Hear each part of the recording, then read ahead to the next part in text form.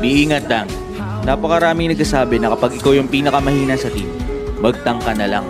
Par, hindi mo ba alam na sobrang hirap mag-tank?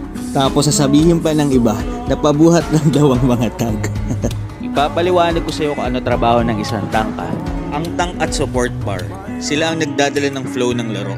Sabi nga 'di ba, walang magiging malakas na core kung hindi magaling ang tank at support. Trabaho namin mag-zone, mag-check bush, Mag-invade at magbigay ng set at shot call. Yung isip niyan, dapat timing talaga.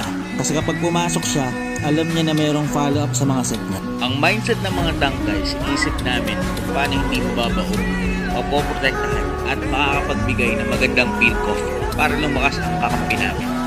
Kaya naman par, Kung may kakampi ka na tank, na alam mong ginagawa ang lahat para ipanalo ang laro, ito yung pinakamagandang gawin mo para hindi mawala ng gana yung tank sa'yo. Pag nag-i-invade siya, respuhan nyo kapag hinahabol siya ng mga kalaban. Mag-follow up ka lagi sa mga set at pick off niya. At wag na wag nyong sisihin kapag meron siyang mga maling set.